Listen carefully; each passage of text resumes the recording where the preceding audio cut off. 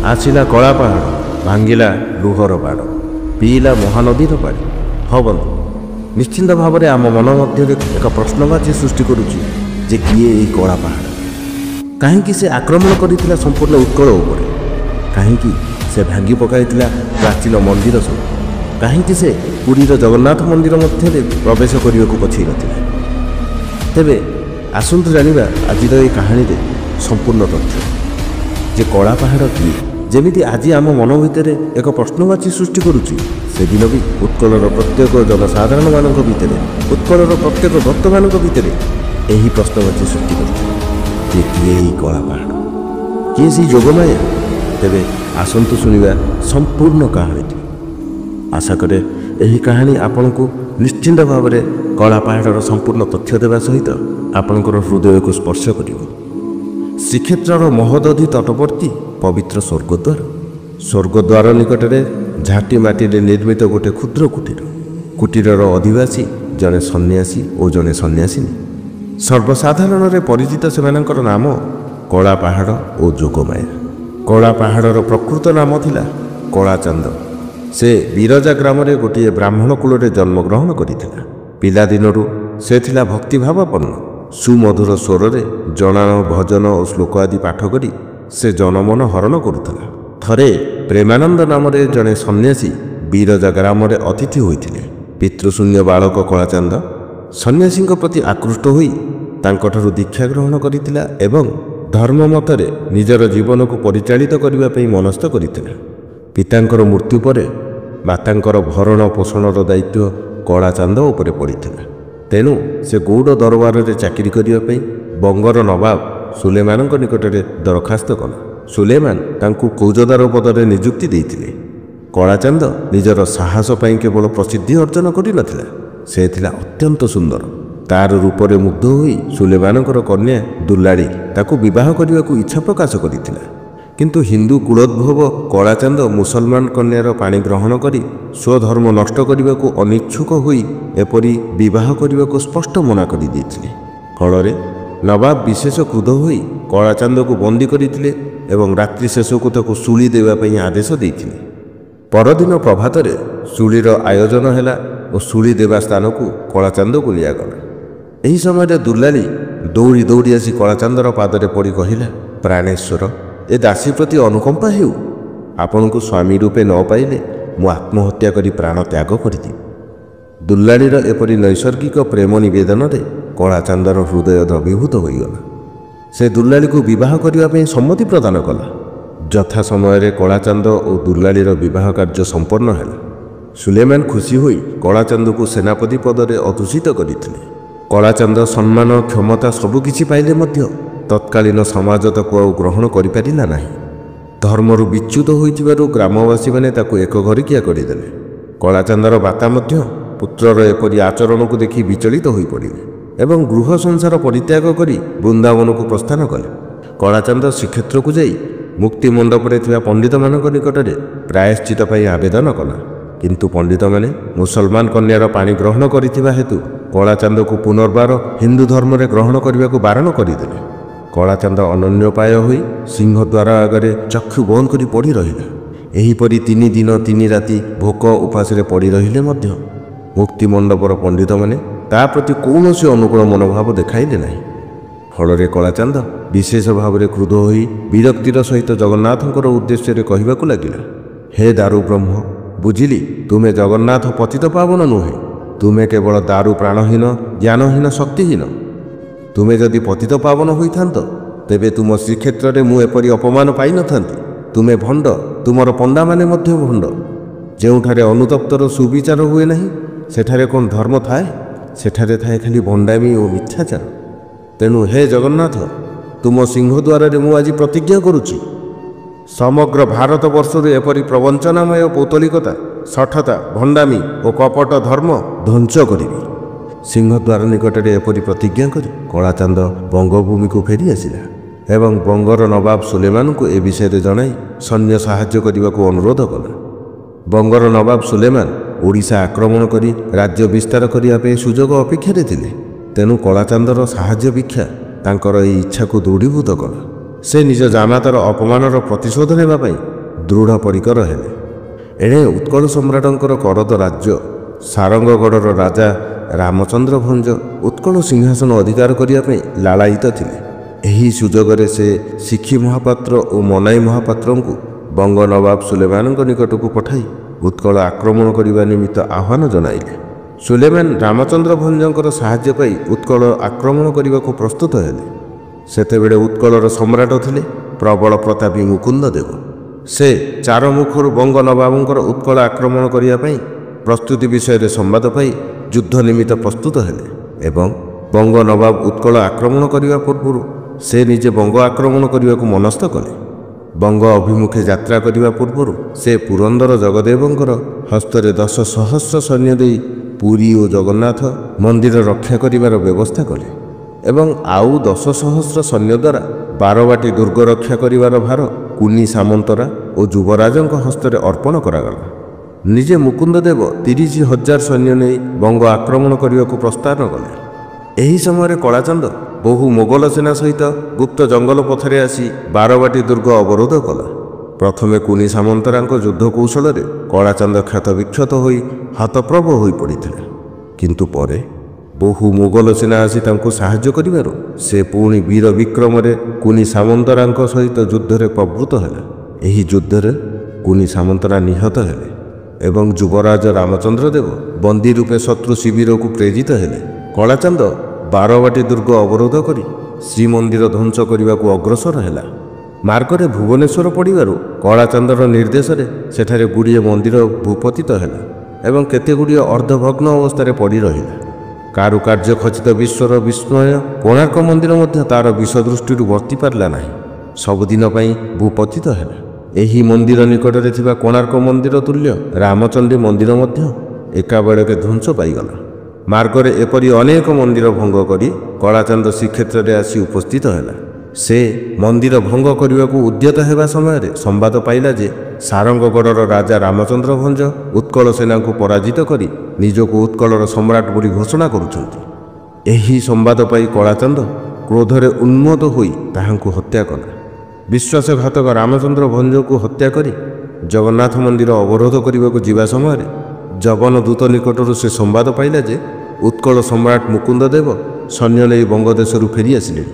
ଏହି ସମ୍ବାଦରେ ବିଚଳିତ ହୋଇ ଅବିଳମ୍ବେ ସେ ଉତ୍ତରାଭିମୁଖରେ ପ୍ରଧାବିତ ହେଲା। ମୁକୁନ୍ଦ ଦେବ ବଙ୍ଗଦେଶରୁ ଫେରି ଯାଜପୁର ନିକଟରେ ଶିବିର ସ୍ଥାପନ କରିଥିଲେ। ବଙ୍ଗ ନବାବ ସୁଲେମାନ ମଧ୍ୟ ସୈନ୍ୟ ନେଇ ଯୁଦ୍ଧ କରିବାକୁ ସେଠାରେ ପ୍ରସ୍ତୁତ ଥିଲେ। କଳାଚନ୍ଦ ସେଠାରେ ପହଞ୍ଚିବା ମାତ୍ରେ ସୁଲେମାନ ଅଧିକ ସାହସରେ କଳାଚନ୍ଦ ସହିତ ମିଶି ମୁକୁନ୍ଦ ଦେବଙ୍କୁ ଆକ୍ରମଣ କଲେ, କିନ୍ତୁ ପ୍ରଥମ ଦିନର ଯୁଦ୍ଧରେ ମୁକୁନ୍ଦ ଦେବଙ୍କର ପରାକ୍ରମ ଆଗରେ ମୋଗଲ ସେନା ପରାଜୟ ସ୍ୱୀକାର କଲା। ସେଦିନ ଯୁଦ୍ଧରେ କଳାଚନ୍ଦ ଓ ସୁଲେମାନ ବିଶେଷ ରୂପେ ଆଘାତପ୍ରାପ୍ତ ହୋଇ ବଙ୍ଗକୁ ଫେରିଯିବାକୁ ବସିଲେ, କିନ୍ତୁ ଏହି ସମୟରେ ଆଉ ଦଳେ ମୋଗଲ ସେନା ବଙ୍ଗରୁ ଆସି ସେମାନଙ୍କ ସଙ୍ଗେ ଯୋଗ ଦେବାରୁ ସେମାନେ ଅଧିକ ଉତ୍ସାହରେ ପୁନଶ୍ଚ ଭୀଷଣ ଯୁଦ୍ଧ କରିବାକୁ ଲାଗିଲେ। ଏହି ଯୁଦ୍ଧରେ ଉତ୍କଳର କୂଳପାଞ୍ଚୁଳ ଶିଖି ଯୁଦ୍ଧଭୂମିରେ ନିହତ ହେଲେ। ପାପୀ ପାପର ଫଳ ପାଇଲା ସିନା, ଉତ୍କଳ ସେନା କିନ୍ତୁ ଏହି ଯୁଦ୍ଧରେ ଜୟଲାଭ କରିପାରିଲା ନାହିଁ। ଅବିଶ୍ରାନ୍ତ ଯୁଦ୍ଧ କରି କରି ମୁକୁନ୍ଦ ଦେବ କ୍ଳାନ୍ତ ହୋଇପଡ଼ିଥିଲେ। ଶତ୍ରୁ ସେନାର ଶରରେ କ୍ଷତବିକ୍ଷତ ତାଙ୍କ ଶରୀରରୁ ରକ୍ତସ୍ରାବ ହେବାକୁ ଲାଗିଲା। ଅପୂର୍ବ ଦକ୍ଷତାର ସହିତ ଯୁଦ୍ଧ କରି କରି ଶେଷରେ ସେ ଶେଷ ନିଶ୍ୱାସ ତ୍ୟାଗ କଲେ। ଯୁଦ୍ଧରେ ଜୟଲାଭ କରି ବଙ୍ଗ ନବାବ ସୁଲେମାନ ବଙ୍ଗଦେଶକୁ ଫେରିଗଲେ, କିନ୍ତୁ ହିନ୍ଦୁ ବିଦ୍ୱେଷୀ କଳାଚନ୍ଦ ଯାଜପୁରରେ ଅନେକ ଦେବାଦେବୀ ମନ୍ଦିର ଧ୍ୱଂସ କରି ପୁନଶ୍ଚ ଶ୍ରୀକ୍ଷେତ୍ରକୁ ପ୍ରତ୍ୟାବର୍ତ୍ତନ କଲା। କଳାଚନ୍ଦର ଶ୍ରୀକ୍ଷେତ୍ରକୁ ପ୍ରତ୍ୟାବର୍ତ୍ତନ ସମ୍ବାଦ ପୂର୍ବରୁ ଶ୍ରୀମନ୍ଦିରରେ ପଣ୍ଡାମାନେ ପାଇସାରିଥିଲେ, ତେଣୁ ସେମାନେ ହିନ୍ଦୁର ପରମରାଧ୍ୟ ଜଗନ୍ନାଥଙ୍କର ଦାରୁ ବିଗ୍ରହକୁ ବିଧର୍ମୀର କଳୁଷିତ ହସ୍ତରୁ ରକ୍ଷା କରିବା ପାଇଁ ଦୃଢ଼ ସଂକଳ୍ପବଦ୍ଧ ହେଲେ। କଳାଚନ୍ଦ ଶ୍ରୀମନ୍ଦିରରେ ପ୍ରବେଶ କରିବାକୁ ଉଦ୍ୟତ ହେଲା ମାତ୍ରେ ଯଥାସାଧ୍ୟ ସେଥିରେ ବାଧା ପ୍ରଦାନ କଲେ, କିନ୍ତୁ କଳାଚନ୍ଦର ନିଷ୍ଠୁର ଆକ୍ରମଣ ଆଗରେ ସେମାନଙ୍କର କୌଣସି ଚେଷ୍ଟା ସଫଳ ହୋଇପାରିଲା ନାହିଁ। କଳାଚନ୍ଦ ସିଂହଦ୍ୱାର ଭଙ୍ଗ କରି ଶ୍ରୀମନ୍ଦିରରେ ପ୍ରବେଶ କଲା, କିନ୍ତୁ ସେତେବେଳକୁ ପଣ୍ଡାମାନେ ଜଗନ୍ନାଥଙ୍କର ଦାରୁ ବିଗ୍ରହ ଧାରଣ କରି ସେଠାରୁ ପଳାୟନ କରିଥିଲେ। ଏହି ସମ୍ବାଦ ପାଇ କ୍ରୋଧୋନ୍ମତ୍ତ କଳାଚନ୍ଦ ସେମାନଙ୍କୁ ଅନୁସନ୍ଧାନ କରିବା ପାଇଁ ପ୍ରତି ଗ୍ରାମ ପର୍ବତ ଆଦି ଖୋଜିବାକୁ ଲାଗିଲେ। ଶେଷରେ ସେ ଜଗନ୍ନାଥଙ୍କ ଦାରୁ ବିଗ୍ରହ ଚିଲିକା କୂଳସ୍ଥ ହାତୀପଠାଠାରେ ପାତାଳି ହୋଇଥିବା ଜାଣିପାରିଲେ। ଏବଂ ବିଗ୍ରହମାନଙ୍କୁ ସେଠାରୁ ଉଦ୍ଧାର କରି ହାତୀରେ ବସାଇ ଗଙ୍ଗା କୂଳ ପର୍ଯ୍ୟନ୍ତ ନେଇ ଆସିଲା। ସେଠାରେ ସେହି ହିନ୍ଦୁର ଆରାଧ୍ୟ ଦେବତା ଜଗନ୍ନାଥ, ବଳଭଦ୍ର ଓ ସୁଭଦ୍ରାଙ୍କର ପବିତ୍ର ବିଗ୍ରହମାନଙ୍କୁ ଧ୍ୱଂସ କରିଦେବା ପାଇଁ ପ୍ରଜ୍ୱଳିତ ଅଗ୍ନି ମଧ୍ୟରେ ନିକ୍ଷେପ କଲା। କିନ୍ତୁ ଏହି ସମୟରେ ଦୈବୀବଶରୁ ତାର ଦେହ ଖଣ୍ଡ ଖଣ୍ଡ ହୋଇ ଫାଟିଯିବାରୁ ବ୍ୟତିବ୍ୟସ୍ତ ହୋଇ ସେ ବିଗ୍ରହମାନଙ୍କୁ ନିଆଁରୁ କାଢ଼ି ଗଙ୍ଗା ଜଳରେ ଭସାଇ ଦେଲା। ତାପରେ କଳାଚାନ୍ଦ କାମାକ୍ଷା ଧ୍ୱଂସ କରି ହିନ୍ଦୁର ଅନ୍ୟତମ ପବିତ୍ର ପୀଠ ବାରାଣସୀରେ ଯାଇ ଉପସ୍ଥିତ ହେଲା। ସେଠାରେ ବହୁ ମନ୍ଦିର, ବହୁ ଦେବାଦେବୀ ବିଗ୍ରହ ଚୂର୍ଣ୍ଣ ବିଚୂର୍ଣ୍ଣ କରି ହିନ୍ଦୁମାନଙ୍କୁ ନାନା ପ୍ରକାର ନିର୍ଯାତନା ଦେବାକୁ ଲାଗିଲା। କିନ୍ତୁ ଏହି ସମୟରେ ହିନ୍ଦୁ ରମଣୀମାନଙ୍କର ଆର୍ତ୍ତ ଚିତ୍କାର ତା ହୃଦୟ ଗଭୀର ରେଖାପାତ କରିଥିଲା। ନିଜ ଧର୍ମକୁ ଧ୍ୱଂସ କରିବାକୁ ସଂକଳ୍ପବଦ୍ଧ ହୋଇଥିବାରୁ ସେ ନିଜକୁ ପାପୀ ବୋଲି ମନେକରି ଅନୁତାପ ନଳରେ ଦଗ୍ଧ ହେବାକୁ ଲାଗିଲା। ଦିନେ ଗଙ୍ଗା କୂଳରେ ବସି ନିଜର ପାପର ପ୍ରାୟଶ୍ଚିତ ବିଷୟରେ ବିଚାର କରୁଥିବା ସମୟରେ ହଠାତ୍ ପୂର୍ବ ପରିଚିତ ସନ୍ନ୍ୟାସୀ ପ୍ରେମାନନ୍ଦଙ୍କ ସହିତ ତାଙ୍କର ସାକ୍ଷାତ ହେଲା। ପ୍ରେମାନନ୍ଦଙ୍କ ପାଦତଳେ ପଡ଼ି ସେ କହିଲା, ପ୍ରଭୁ, ମୁଁ ପାପୀ, ମୁଁ ଅପରାଧୀ, ମୋର ଦୋଷ ମାର୍ଜନା କରନ୍ତୁ। ହିନ୍ଦୁ ଧର୍ମକୁ ଧ୍ୱଂସ କରିବାରୁ, ଅସଂଖ୍ୟ ଦେବଦେବୀ ମନ୍ଦିର ଭଙ୍ଗ କରି ମୁଁ ଯେଉଁ ଅପରାଧ କରିଛି ସେଥିରୁ କ'ଣ ନିସ୍ତାର ନାହିଁ? ପ୍ରେମାନନ୍ଦ କହିଲେ, ଭଗବାନ ସର୍ବଦା କୃପାମୟ। ସ୍ୱକୃତ ପାପ ପାଇଁ ଯିଏ ଅନୁତାପ କରେ ତାକୁ ସେ କରୁଣା କରି ସମସ୍ତ ପାପରୁ ଉଦ୍ଧାର କରନ୍ତି। ତେଣୁ ତାଙ୍କ ଉପରେ ତୁମେ ଭରସା ରଖ, ସେ ତୁମର ସମସ୍ତ ସନ୍ତାପ ଦୂର କରିବେ। କଳାଚାନ୍ଦ ପୁଣି ପଚାରିଲା, ମହାଭାଗ, ଜଗନ୍ନାଥଙ୍କର କରୁଣା ଲାଭ କରିବା ପାଇଁ ମୁଁ ସିଂହଦ୍ୱାର ଆଗରେ 3 ଦିନ 3 ରାତି ଅନାହାରରେ ଗୁହାରି ପଡ଼ିଥିଲି, ତଥାପି ମୋ ପ୍ରତି ତାଙ୍କର କରୁଣା ହେଲା ନାହିଁ କାହିଁକି? ପ୍ରେମାନନ୍ଦ କହିଲେ, ସିଂହଦ୍ୱାର ଆଗରେ 3 ଦିନ 3 ରାତି ଅନାହାରରେ ରହି ତୁମେ ବହୁ କଷ୍ଟ ଭୋଗିଛ ସତ, କିନ୍ତୁ ପ୍ରଭୁଙ୍କର ଧ୍ୟାନରେ ତୁମର ଗୋଟିଏ ମୁହୂର୍ତ୍ତ ତ କଟି ନାହିଁ। ସେତେବେଳେ ତୁମେ ତୁମର ପ୍ରେୟସୀଙ୍କର କଥା ଚିନ୍ତା କରୁଥିଲ, ଗ୍ରାମବାସୀଙ୍କ ପ୍ରତି କ୍ରୋଧ ପ୍ରକାଶ କରୁଥିଲ। ଏପରି ଅବସ୍ଥାରେ ତୁମର ମୃତପିଣ୍ଡ ସିନା ଶ୍ରୀକ୍ଷେତ୍ରରେ ପଡ଼ିଥିଲା, ମାତ୍ର ତୁମର ମନ ତ ସେଠାରେ ନଥିଲା। ତେଣୁ ତୁମେ ପ୍ରଭୁଙ୍କର କରୁଣା କିପରି ଲାଭ କରିପାରିଥାନ୍ତ? ଏବେ ମଧ୍ୟ ସମୟ ଅଛି କଳାଚାନ୍ଦ, ତୁମେ ପ୍ରଭୁଙ୍କର ଶରଣାପନ୍ନ ହୁଅ, କୃପାମୟ ଜଗନ୍ନାଥ ତୁମକୁ ନିଶ୍ଚୟ କରୁଣା କରିବେ। ପ୍ରେମାନନ୍ଦଙ୍କ କଥା ଶୁଣିବା ମାତ୍ରେ କଳାଚାନ୍ଦଙ୍କର ନେତ୍ରଦ୍ୱୟରୁ ଧାର ଧାର ଲୋତକ ଝରିବାକୁ ଲାଗିଲା। ଦୁଃଖରେ ଅଧୀର ହୋଇ ସେ କହିଲା, ପ୍ରଭୁ, ଶ୍ରୀକ୍ଷେତ୍ର କ'ଣ ଆଉ ଅଛି? ଦାରୁବ୍ରହ୍ମ ଜଗନ୍ନାଥଙ୍କୁ ନିଆଁରେ ପଡ଼ି ମୁଁ ଧ୍ୱଂସ କରିଦେଇଛି। ପ୍ରେମାନନ୍ଦ ହସି ହସି କହିଲେ, ଯିଏ ଅନାଦି, ଅନନ୍ତ, ଅବ୍ୟୟ, ଅକ୍ଷୟ, ସେହି ଦାରୁବ୍ରହ୍ମଙ୍କୁ ଧ୍ୱଂସ କରିବ କିଏ? କାହାର ସେ ଶକ୍ତି ଅଛି? ଶ୍ରୀକ୍ଷେତ୍ର ପୂର୍ବେ ଯେପରି ଥିଲା ବର୍ତ୍ତମାନ ମଧ୍ୟ ସେହିପରି ଅକ୍ଷୁର୍ଣ୍ଣ ଅଛି। ଦାରୁବ୍ରହ୍ମ ଜଗନ୍ନାଥ ମଧ୍ୟ ପୂର୍ବପରି ରତ୍ନ ସିଂହାସନ ଉପରେ ବଳଭଦ୍ର ସୁଭଦ୍ରାଙ୍କ ସହିତ ଭକ୍ତ ମନୋବାଞ୍ଛା ପୂରଣ କରିବା ପାଇଁ ବିରାଜିତ ଅଛନ୍ତି। ଏକଥା ଶୁଣି କଳାଚାନ୍ଦ ଯେତିକି ଆଶ୍ଚର୍ଯ୍ୟ ହେଲା ସେତିକି ସ୍ତମ୍ଭୀଭୂତ ହେଲା। ତା ମନରେ ସନ୍ଦେହ ଦୂର କରିବା ପାଇଁ ପ୍ରେମାନନ୍ଦ ପୁଣି କହିଲେ, ତୁମେ ଯେତେବେଳେ ଦାରୁବ୍ରହ୍ମଙ୍କୁ ହାତୀରେ ବସାଇ ଗଙ୍ଗା କୂଳକୁ ନେଇଯାଉଥିଲ, ସେହି ସମୟରେ ବିଶର ମହାନ୍ତି ନାମରେ ଜଣେ ଏକ ଉତ୍କଳୀୟ ଭକ୍ତ ବୈଷ୍ଣବ ବେଶରେ ଠାକୁରମାନଙ୍କ ପଛେ ପଛେ ଅନୁସରଣ କରୁଥିଲେ। ଠାକୁରମାନଙ୍କୁ ସମ୍ପୂର୍ଣ୍ଣ ଦଗ୍ଧ କରି ନ ପାରି ତୁମେ ତାହାଙ୍କୁ ଗଙ୍ଗାରେ ମେଲି ଦେଇଥିଲ। ଉମରାଓ ନାମକ ଜଣେ ଲୋକ ତାହାକୁ ଜାଳେଣୀ କାଠ ଭାବି ଗଙ୍ଗାରୁ ଉଦ୍ଧାର କରି ନିଜ ବାରିରେ ଆଣି ରଖିଥିଲା। 8 ମାସ ପରେ ବହୁ କଷ୍ଟ ସ୍ୱୀକାର କରି ବିଶର ମହାନ୍ତି ଉମରାଓଙ୍କ ଠାରୁ ମୂର୍ତ୍ତିମାନ ଆଣି ତହିଁରେ ଥିବା ବ୍ରହ୍ମ ପଦାର୍ଥ ଉଦ୍ଧାର କଲେ ଏବଂ ବ୍ରହ୍ମଙ୍କୁ ଖୋଳରେ ପୁରାଇ କୁଜଙ୍ଗଗଡ଼କୁ ନେଇ ଆସିଲେ। କୁଜଙ୍ଗ ରାଜା ବିଶର ମହାନ୍ତିଙ୍କ ଠାରୁ ବ୍ରହ୍ମ ପଦାର୍ଥ ପାଇ ଅତ୍ୟନ୍ତ ଆନନ୍ଦିତ ହେଲେ। ଗଜପତି ମୁକୁନ୍ଦ ଦେବଙ୍କର ମୃତ୍ୟୁ ପରେ ରାମଚନ୍ଦ୍ର ଦେବ ଉତ୍କଳ ରାଜ୍ୟର ଗଜପତି ଭାବରେ ସିଂହାସନ ଆରୋହଣ କରିଥିଲେ। ଦିନେ ସେ ସ୍ୱପ୍ନାଦେଶ ପାଇଲେ ଯେ ଦାରୁବ୍ରହ୍ମ ଜଗନ୍ନାଥ କୁଜଙ୍ଗଗଡ଼ରେ ଅଛନ୍ତି। ତେଣୁ ସେ କୁଜଙ୍ଗଗଡ଼କୁ ଯାଇ ସେଠାରୁ ବ୍ରହ୍ମ ପଦାର୍ଥ ଆଣି ପୁନଶ୍ଚ ଶ୍ରୀକ୍ଷେତ୍ରରେ ଦାରୁବ୍ରହ୍ମଙ୍କର ପ୍ରତିଷ୍ଠା କରାଇଲେ। ବିଶର ମହାନ୍ତି ଦାରୁବ୍ରହ୍ମଙ୍କୁ ଉଦ୍ଧାର କରିଥିବାରୁ ରାଜା ଖୁସି ହୋଇ ତାକୁ ପୁରନାୟକ ପଦରେ ଅଧିଷ୍ଠିତ କଲେ। ତେଣୁ ହେ କଳାଚାନ୍ଦ, ତୁମେ ଜଗନ୍ନାଥଙ୍କୁ ଧ୍ୱଂସ କରିଦେଇଛ ବୋଲି କେବେ ହେଲେ ମନେ କର ନାହିଁ। ସେ ଅକ୍ଷତ ଶରୀରରେ ଶ୍ରୀକ୍ଷେତ୍ରର ରତ୍ନ ସିଂହାସନ ଉପରେ ଶୋଭା ପାଉଛନ୍ତି। ତୁମେ ଅତି ଶୀଘ୍ର ଶ୍ରୀକ୍ଷେତ୍ରକୁ ଯାଇ ତାଙ୍କର ଶରଣାପନ୍ନ ହୁଅ, ସେ ତୁମକୁ ସମସ୍ତ ପାପରୁ ମୁକ୍ତ କରିବେ। ପ୍ରେମାନନ୍ଦଙ୍କ ମୁଖରୁ ଏପରି ଆଶ୍ୱାସନା ବାଣୀ ଶ୍ରବଣ କରି କଳାଚାନ୍ଦ ଆଶ୍ୱସ୍ତି ଲାଭ କଲା ଏବଂ ସେହି ମୁହୂର୍ତ୍ତରେ ସଂସାର ପରିତ୍ୟାଗ କଲା। ତତ୍ପର ଦିନ ପ୍ରଭାତରେ ମୋଗଲଙ୍କ ସୈନ୍ୟମାନେ କଳାଚାନ୍ଦଙ୍କୁ ଶିବିରରେ ନ ପାଇ ବହୁତ ଖୋଜିଲେ ଓ ଶେଷରେ ନିରାଶ ହୋଇ ବଙ୍ଗକୁ ଫେରିଗଲେ। ଦୁଲାଳି ଏ ଖବର ପାଇବା ମାତ୍ରେ ଦୁଃଖରେ ଅଧୀରା ହୋଇପଡ଼ିଲା।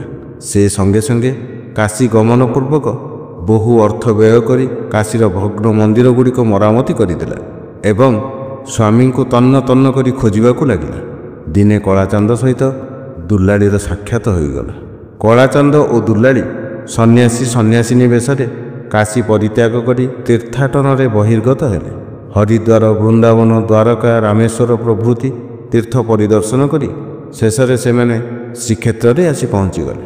ଯେଉଁ କଳାଚାନ୍ଦ ଦିନେ ଶ୍ରୀମନ୍ଦିର ଓ ଶ୍ରୀଜଗନ୍ନାଥଙ୍କୁ ଧ୍ୱଂସ କରିବା ପାଇଁ ସିଂହଦ୍ୱାର ସମ୍ମୁଖରେ ଉପସ୍ଥିତ ହୋଇଥିଲା, ସେହି କଳାଚାନ୍ଦ ଆଜି ସନ୍ନ୍ୟାସୀ ବେଶରେ ଜଗନ୍ନାଥଙ୍କର ଆଶ୍ରୟ ପ୍ରାର୍ଥୀ ହୋଇ ସିଂହଦ୍ୱାର ନିକଟରେ ଉପସ୍ଥିତ। କ୍ରୂର କର୍ମା କଳାଚାନ୍ଦ ଯେ ସନ୍ନ୍ୟାସୀ ହୋଇ ଜଗନ୍ନାଥଙ୍କ ଦର୍ଶନ ଲାଳସାରେ ଶ୍ରୀମନ୍ଦିରରେ ପ୍ରବେଶ କରୁଛନ୍ତି, ଏ କଥା ମନ୍ଦିର ପଣ୍ଡାମାନେ କାହିଁକି ଅବା ସନ୍ଦେହ କରିବେ? କଳାଚାନ୍ଦ ଓ ଦୁର୍ଲାଳୀ ଶ୍ରୀମନ୍ଦିର ମଧ୍ୟରେ ପ୍ରବେଶ କଲେ। ଗରୁଡ଼ ସ୍ତମ୍ଭ ନିକଟରେ ଛିଡ଼ା ହୋଇ ସେମାନେ ଦେଖିଲେ ଦାରୁବ୍ରହ୍ମ ଜଗନ୍ନାଥଙ୍କର କମନୀୟ ମୂର୍ତ୍ତି। ଜଗନ୍ନାଥଙ୍କୁ ଦେଖୁ ଦେଖୁ କଳାଚାନ୍ଦ ଅନୁଭବ କଲା ଜଗନ୍ନାଥ ଯେପରି ନିର୍ବିକାର ହୃଦୟରେ ହସି ଉଠୁଛନ୍ତି ଖିଲିଖିଲି ହୋଇ। ହସି ହସି ସେ କହୁଛନ୍ତି, ଯାହାର ଆଦି ଅନ୍ତ ନାହିଁ, ଯେ ନିତ୍ୟ ଶାଶ୍ୱତ ଅବିନଶ୍ୱର, ତାହାଙ୍କୁ ଧ୍ୱଂସ କରିବାକୁ ପ୍ରୟାସ କରିବା ହାସ୍ୟାସ୍ପଦ ନୁହେଁ କି? ତେଣୁ ହେ କଳାଚାନ୍ଦ, ଆସ, ସମସ୍ତ ଅହଙ୍କାର ପରିହାର କରି ମୋର ଅନନ୍ତ ସତା ମଧ୍ୟରେ ବିଲୁପ୍ତ ହୋଇଯାଅ। ସେଠାରେ ହିଁ ତୁମେ ପାଇବ ଶାଶ୍ୱତ ଆନନ୍ଦ, ପରମ ଶାନ୍ତି। କଳାଚାନ୍ଦର ନେତ୍ର ଯୁଗରୁ ଝରି ଆସିଲା ଧାର ଧାର ହୋଇ ଦୁଇ ଧାର ଲୁହ। ସେ ଲୁହରେ ଥିଲା ଆତ୍ମସମର୍ପଣର ଭାବ, ପରମ ସତ୍ତା ମଧ୍ୟରେ ବିଲୁପ୍ତ ହୋଇଯିବା ପାଇଁ ଉଦ୍ଦାମ କାମନା। ସେହି ଦିନଠାରୁ କଳାଚାନ୍ଦ ଓ ଦୁର୍ଲାଳୀ ଶ୍ରୀକ୍ଷେତ୍ରର ସର୍ବସାଧାରଣଙ୍କ ମଧ୍ୟରେ ଛଦ୍ମନାମ କଳା ପାହାଡ଼ ଓ ଯୋଗମାୟା ନାମରେ ପରିଚିତ ହେଲେ। ମହୋଦଧି ତଟବର୍ତ୍ତୀ ପବିତ୍ର ସ୍ୱର୍ଗଦ୍ୱାର ନିକଟରେ ସେମାନଙ୍କର ସାଧନା କୁଟୀର ଗଢ଼ି ଉଠିଥିଲା। ସେହି ସାଧନା କୁଟୀରରୁ ପ୍ରେମ ଭକ୍ତିର ଅମୀୟ ଧାରା ଝରି ଶ୍ରୀକ୍ଷେତ୍ରର ବାୟୁମଣ୍ଡଳକୁ ପବିତ୍ରୀକୃତ କରିଥିଲା। ହଁ ବନ୍ଧୁ, ଏହା ଥିଲା କଳା ପାହାଡ଼ର କାହାଣୀ। ଆଶା କରେ ଆପଣଙ୍କର ମନ ମଧ୍ୟରେ ଯେଉଁ ପ୍ରଶ୍ନବାଚୀ ସୃଷ୍ଟି କରିଥିଲା, ତାର ଉତ୍ତର ଆପଣ ପାଇଯାଇଥିବେ ବୋଲି। ଯଦି ଏ କାହାଣୀ ଆପଣଙ୍କର ହୃଦୟକୁ ସ୍ପର୍ଶ କରିଥିବ, ନିଶ୍ଚିନ୍ତ ଭାବରେ ଓଡ଼ିଶା ଭଏସ୍ ପଡ଼କାଷ୍ଟକୁ ସବସ୍କ୍ରାଇବ୍ କରନ୍ତୁ, ଫଲୋ କରନ୍ତୁ। ସର୍ବେ ଭବନ୍ତୁ ସୁଖିନ, ସର୍ବେ ସନ୍ତୁ ନିରାମୟା, ସର୍ବେ ଭଦ୍ରାଣି ପଶ୍ୟନ୍ତୁ, ମା କଶ୍ଚିତ୍ ଦୁଃଖ ଭାଗ ଭବେ।